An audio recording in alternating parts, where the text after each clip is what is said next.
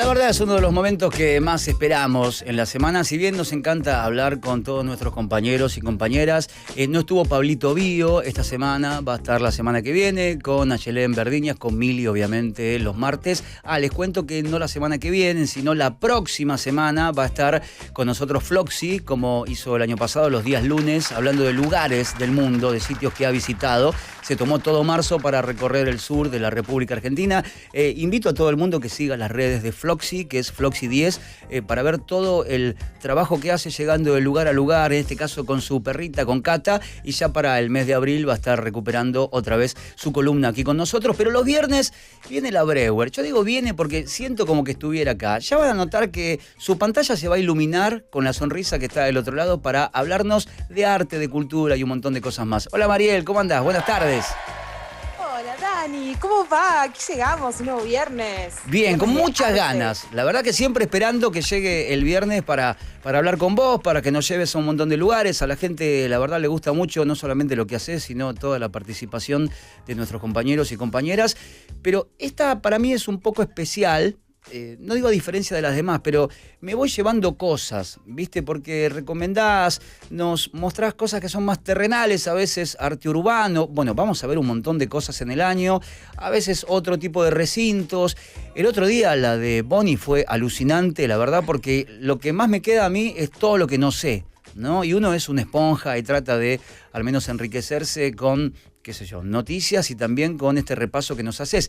Y ya la historia de hoy, yo no conocía al personaje, te soy sincero, algunas cosas me contó Lu y otras estuve buscando yo, y ya cuando en el medio tenés, no quiero contar para que lo cuentes vos, pero esas vidas bastante trastocadas y todo vinculado al arte, dije, wow, qué lindo, me encanta. Así que no te voy a decir nada, no quiero spoilear nada, pero quiero que nos hables un poco de alguien llamado Jean-Michel Basquiat y que no era francés.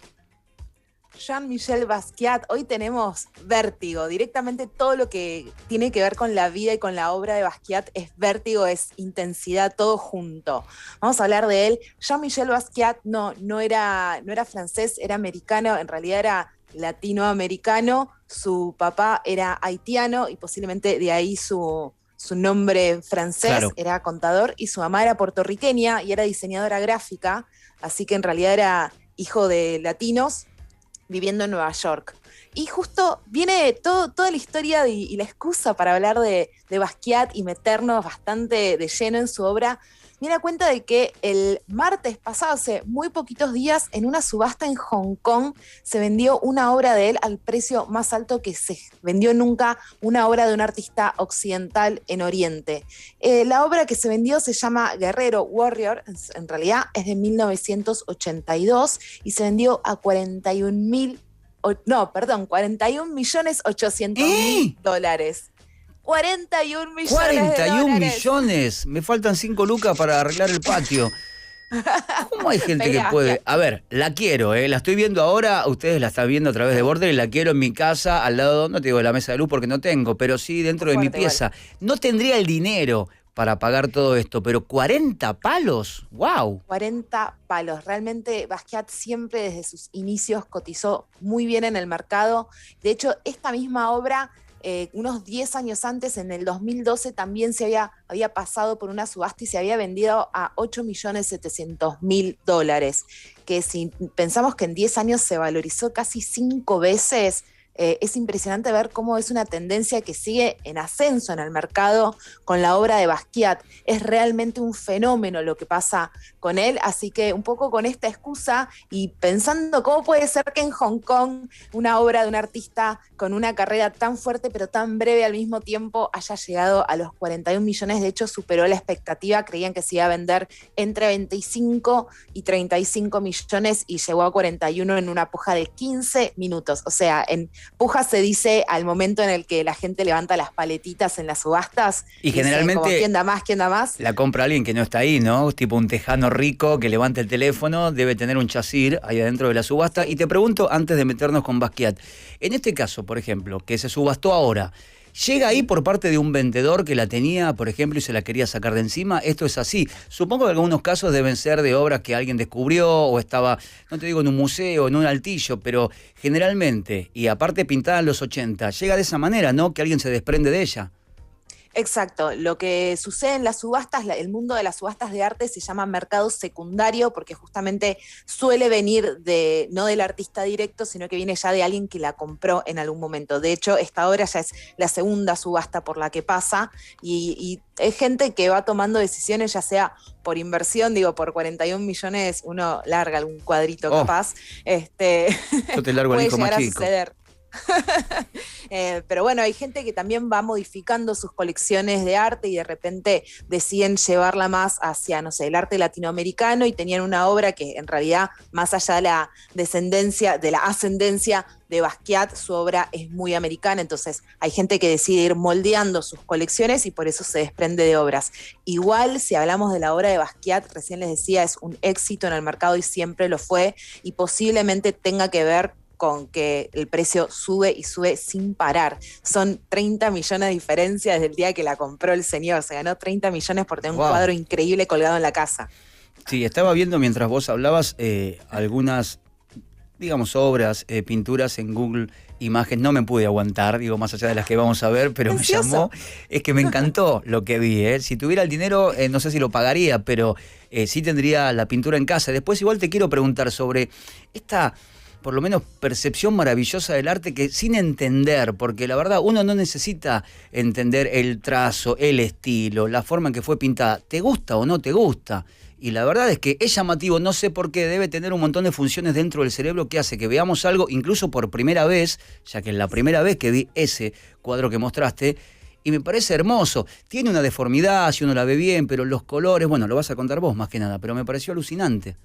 Por supuesto, vamos a por Jean-Michel Basquiat. Quiero contarles un poquito de la vida antes de meternos en más de lleno en las obras de arte, pero es un poco inevitable hablar de su vida. Es en el mundo de las artes visuales, es nuestro integrante del Club de los 27. Su vida fue breve y, como les decía, muy vertiginosa.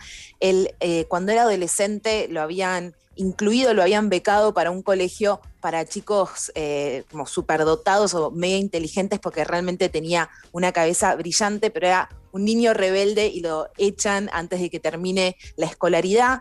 Y al poco tiempo, a fines de la década del 70, en el año 77, él empieza a salir a las calles a pintar, a hacer grafitis, en el momento en que justamente estaban comenzando los grafitis, no el grafiti ya de fines de los 80, de los 2000, que tenía una fuerza súper importante, sino en el primer germen de esos artistas, en general de los guetos, de las afueras de Nueva York, que empezaron a dejar sus marcas, y en ese momento empezó a usar un apodo que era Samo, se escribe Samo, que significa Same Old Shit, y él compartía este apodo con su compañero, con Al Díaz, con quien salían a pintar, y siempre unas pintadas y unos grafitis que en realidad no eran muy lineales, no eran por ahí tan interesantes desde lo artístico comparado a los grafitis que estamos acostumbrados a ver, pero siempre dejando algún mensaje sobre cuestiones identitarias, sobre el lugar de las distintas personas dentro de la ciudad. Obviamente de estas obras prácticamente no queda nada, pero sí lo acompañó a lo largo de su carrera el apodo de Samo, o Samo, como se lo ha castellanizado. Y en realidad en el año 80, sin muy poquito tiempo, él entre fines de los 70s y principios de los 80s, de hecho va a vivir en la calle, va a vivir como un homeless en Nueva York, donde se dedicaba a pintar postales y remeras mientras hacía sus grafitis, y cuenta por ahí la leyenda que en algunos de esos intentos de venta se cruzó con el señor Andy Warhol, y ahí va a comenzar una relación con Warhol súper potente, súper traumática también. Eran dos intensos, no hace falta explicarlo, ¿no? Claro. Basquiat Ahora, era Mariel, perdón, Sí. ¿Esto era por elección o también por la vida que él llevaba? El hecho de estar, no digo como un homeless, pero adoptar el ritmo de la calle no solo para pintar, sino para estar. ¿Había sido malas decisiones? Porque supongo que en el medio debe haber también metido un poquito de droga, supongo yo. Es Nueva York en los 80. Hay que tener eso en cuenta también. Pero era un tipo que, supongo, parte de su debilidad sería esa también, ¿no?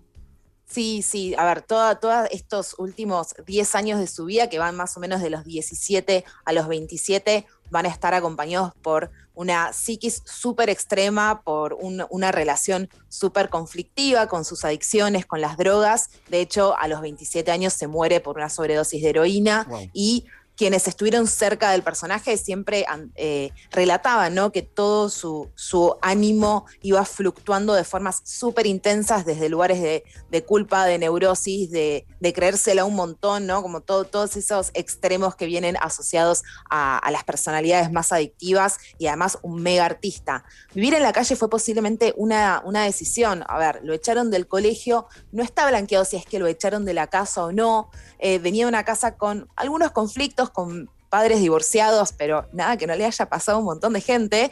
Y además interesante también que en su casa tuvo una formación artística bastante interesante, porque su mamá era diseñadora gráfica, una diseñadora gráfica bastante reconocida. Su padre era un amante de la música, del jazz, y eso lo hizo a Basquiat convertirse en un fanático de Miles Davis, que sé que te gusta muchísimo, de Charlie Parker, de Dizzy Gillespie, Billie Holiday, todo el universo del jazz tenía que ver mucho con sus intereses.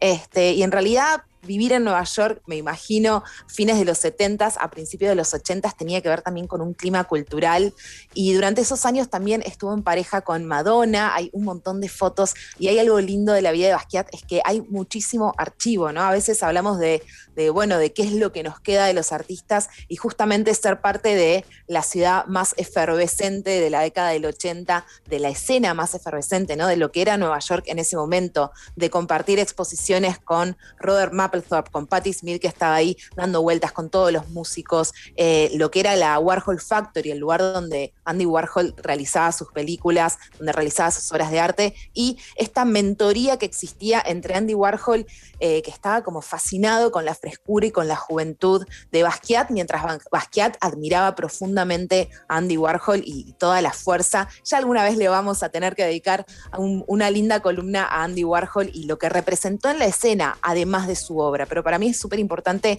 como agitador cultural en ese momento, y la aparición de las galerías y las fiestas que se hacían en las galerías, y en ese medio es que aparece este súper joven artista trayendo una propuesta muy nueva, muy fresca. En el año 80 hace su primera exposición individual en una galería en Manhattan, y de alguna forma es la primera vez que el graffiti entra al circuito de las artes visuales, como del circuito más institucional de las artes visuales. Así que si bien rápidamente se alejó y se dedicó más a sus pinturas en lienzos, fue un poco el culpable de esa entrada del arte urbano a las al mundo de las artes visuales. Mira, no te quiero apurar, pero si me da para elegir entre Warhol y Basquiat, hasta ahora, por lo que vi, la tengo difícil, sí. La verdad es que me parece más admirable la obra de Basquiat, conociéndolo hace 8 minutos atrás. Pero digo, me parece admirable todo lo que estoy viendo, no por restar mérito, obviamente, Andy, pero qué mano que tenía, por favor, qué cabeza también, ¿no?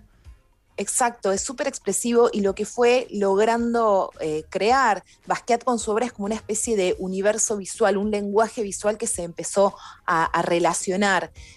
Podemos empezar a ver un poco de sus obras, un poco de cuál fue justamente esta estética, y seguimos relacionándola con su vida, porque justamente lo que pasa a partir del año 80, en que hace su primera exposición, es que de ahí en adelante va a ser vértigo absoluto su vida, su creación artística, obviamente su relación con las drogas, su relación con Andy Warhol, con Madonna, con todo ese circuito que coexistía todo junto entre la calle y los lugares y los boliches, y él pasó a formar parte de casi de la noche a la mañana de todo eso, ¿no?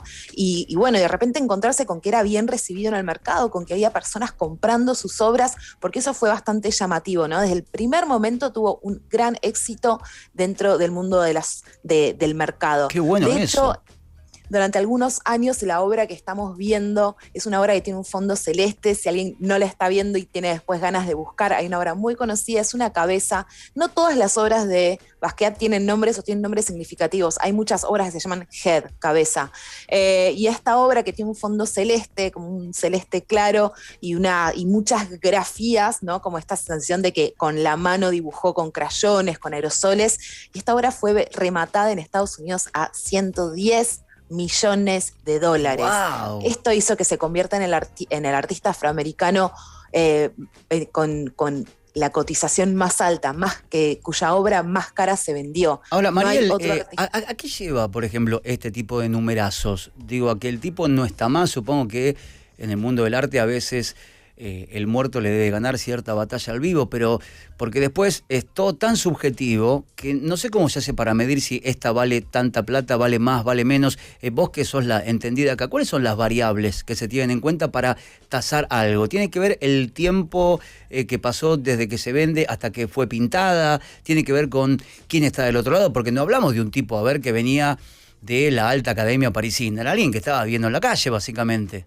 Exacto. Bueno, esta obra igual no se vendió a 110 millones en su contemporaneidad mientras estaba vivo, sino que se vendió a 110 millones a unos 10 o 15 años aproximadamente. Igual es un montón.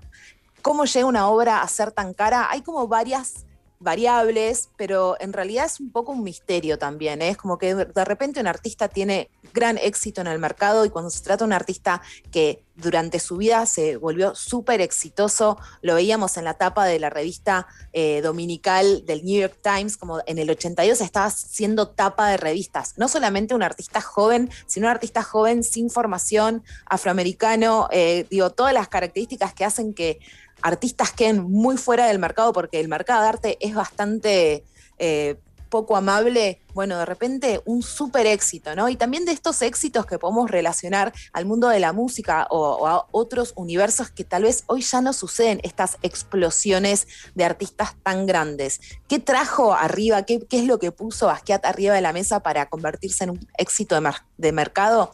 Una mirada muy fresca, una forma artística que no estaba circulando en la década del 80, estábamos ya en la década del 80 por ahí, lo más esperado era el medio de la fotografía dentro del mundo de las artes, las instalaciones, el arte conceptual, y lo que generó fue una especie de vuelta a la figuración desde un lugar muy expresivo, y nos puede ayudar a hablar esto un poco de sus influencias que tienen que ver con el movimiento del expresionismo abstracto, que es un movimiento que nació en Estados Unidos después de la Segunda Guerra Mundial, donde artistas como Franz Klein, Pollock, de Kooning, fueron los grandes popes de la pintura americana, y Warhol, no, si bien es autodidacta, él no va a pasar por la escuela de artes visuales, va a presenciar como oyente algunas clases de la Escuela de Artes Visuales de la NYU, pero nunca va a cursar, y de hecho entraba medio como por el costadito a ser oyente, pero tenía un conocimiento artístico muy interesante. Y después hay un dato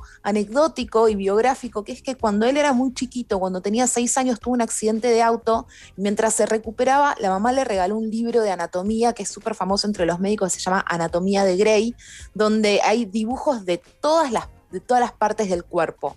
Entonces, de alguna forma, unió ese gran interés anatómico con estos rasgos súper expresivos de este movimiento del expresionismo abstracto, que en realidad había sucedido, digamos, unos 30 o 40 años antes del que él se volviera tan famoso. Pero lo que pasa con el expresionismo abstracto es que es un poco como el último gran movimiento de la pintura para muchos historiadores, ¿no? Como que el expresionismo abstracto fue lo que vino después de la abstracción. Bueno, apareció este movimiento que tenía que ver justamente con grandes libertades de los artistas, con obras de inmenso tamaño, donde aparecía un gesto muy fuerte del artista, ¿no? Hablábamos de las grafías, de cuando nos damos cuenta el movimiento que hizo el brazo para trazar una línea, para trazar una mancha, ¿no? O incluso con Pollock, también otro día podemos hablar me más de Pollock, pero me que encanta hacía Pollock. estos chorreados y los drippings de Pollock, de dejar la pintura caer.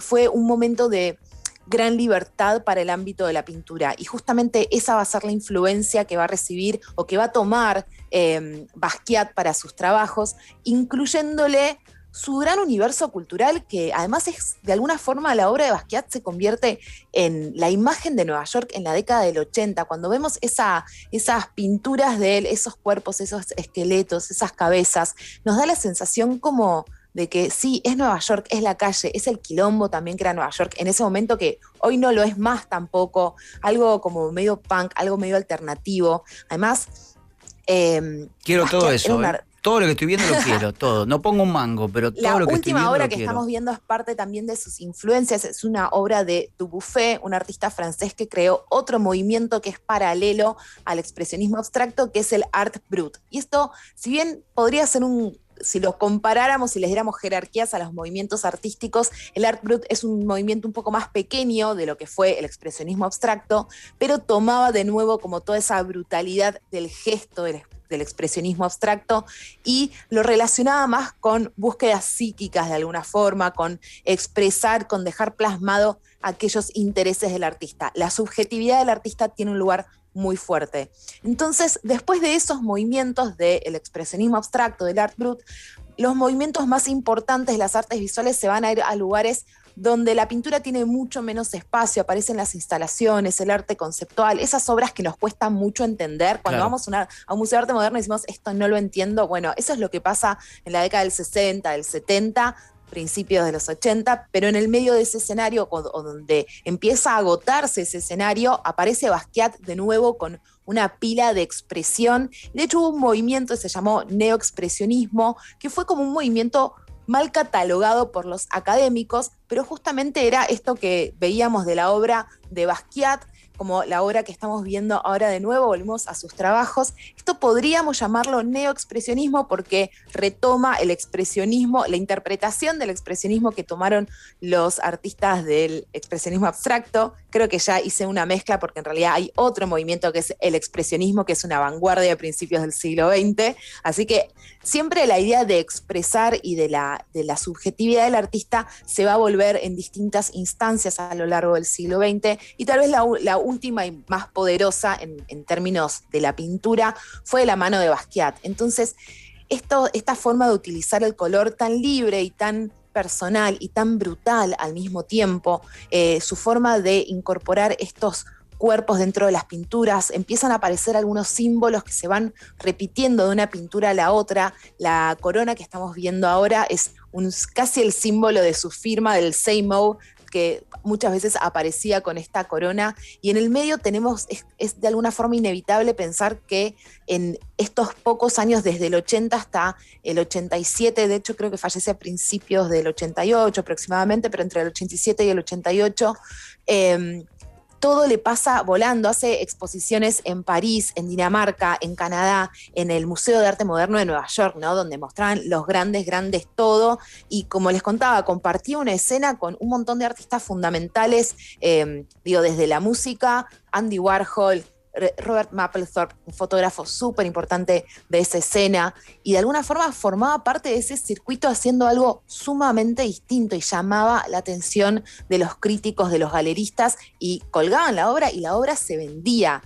Realmente el artista Basquiat respondió además a esa demanda del mercado de una forma intensísima, que obviamente todo ese vértigo que vivió durante 6, 7 años duró poco, ¿no? Como terminó muriéndose. Él tiene esta sobredosis después de un intento de recuperación, se va a Haití en el año 86 a recuperarse, y cuando vuelve a Nueva York, a los pocos días, sobredosis, ¿no? Bueno, pero esto, una historia que dentro de... Sí, truculenta, ¿no? Que en el marco de este programa va perfecto. Pero decía, creo que esto es lo maravilloso que tiene el arte. De todo lo que vi hasta acá, no entiendo nada y quiero todo. Digo, uno no necesita elementos previos para decir, no, esto me gusta más porque tiene esto o tiene aquello. Digo, el arte tiene eso. No hay que tenerle miedo tampoco, ¿no? Ese miedo a me paro ante una pintura y si el de al lado le gusta, yo digo porque no entiendo nada. Pero tiene que ver con, me parece, lo más primitivo, instintivo que tiene el ser humano, que es si algo te gusta o no te gusta. Digo, creo que pasa por ahí. Por eso te decía, no entiendo ni la técnica, más allá, digo, lo que explicas, pero digo, todo lo que vimos, pero todo lo que vi lo quiero. La verdad, me entra por algún lugar, es algo completo que a los ojos, al cerebro, a la sensación corporal, te parece agradable, más allá de que hay unos cuantos demonios también en su obra. Sí, yo creo que tiene que ver con algo súper generacional también. Creo que a todos nos apela desde un lugar que nos hace sentir esos años 80 desde una mirada súper personal, donde además aparece algo como de una mirada social muy interesante. Los personajes que aparecen, la forma de pintar estos cuerpos sin género, sin color, sin color de piel o con todos los colores de la piel. Creo que hay unas ciertas demandas sociales que él hace en su trabajo y que observa dónde está plantado, y esta forma también de representar esos esqueletos que hablábamos, ¿no? De que, bueno, tal vez tenga que ver con alguna influencia de este libro que se encontró siendo muy chico, pero también con una mirada de otros movimientos artísticos, de otras culturas, haciendo una mirada que hoy le ponemos la categoría de inclusiva, ¿no? Pero bueno, en ese momento se hablaba de primitivismo, ¿no? Cuando había alguna referencia a culturas africanas, a culturas latinoamericanas, como a mí no me gusta para nada hablar de primitivismo, porque me parece una palabra medio peyorativa, pero sí de mirar otras culturas y de mirar hacia afuera.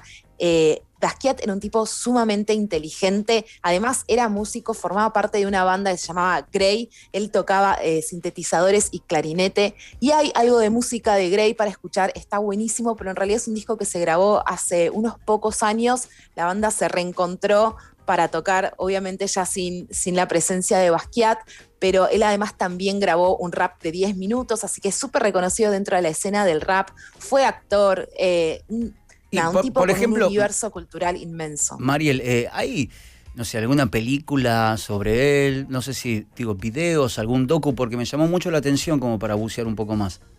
Sí, tengo una hermosa recomendación para darles, que es una película de 1996 dirigida por Julián Schnabel, que además fue un amigo de Basquiat, así que es interesante esa mirada súper personal que va a ser sobre la figura de Basquiat. La peli se llama Basquiat, estamos viendo una escena de Basquiat creando su obra y de nuevo, como Julián Schnabel fue testigo de la vida de Basquiat, le tomamos muy de cerca su mirada sobre el personaje. Y un datito de color hermoso de esta película es que, ¿sabes quién hace de Andy Warhol?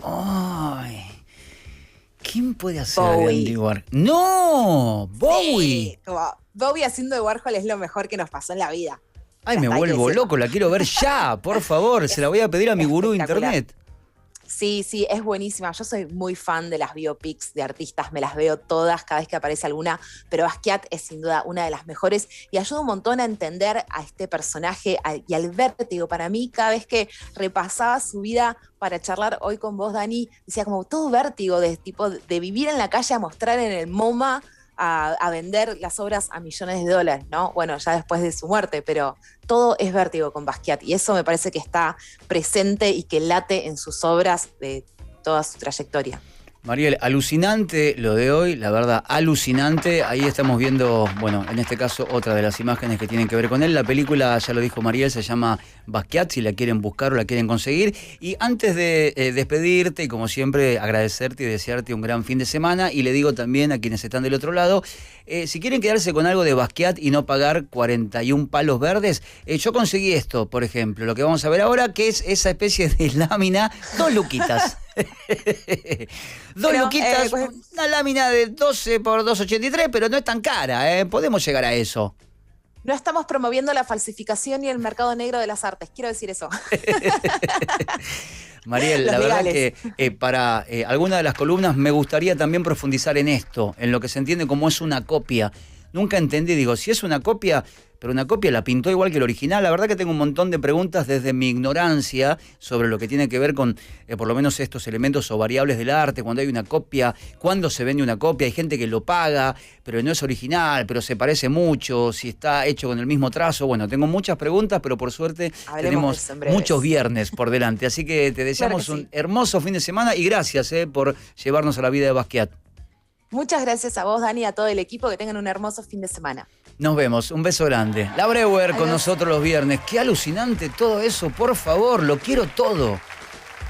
Insisto, no entiendo nada, pero quiero todo lo que vi. Y bueno, si son vidas tortuosas, complicadas, recuerden que uno de nuestros eslogan es sol y destrucción. Pero antes de ir a la tanda, antes de meternos en la tanda, después de la tanda seguramente se va a venir el informe de aquellas bandas de grunge que eran contemporáneas a Nirvana, Pearl Jam, bla, bla, bla, y quedaron afuera. Y después vamos a jugar.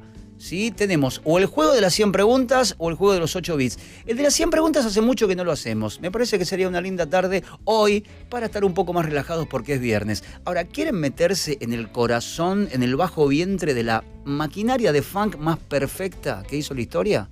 Bienvenidos.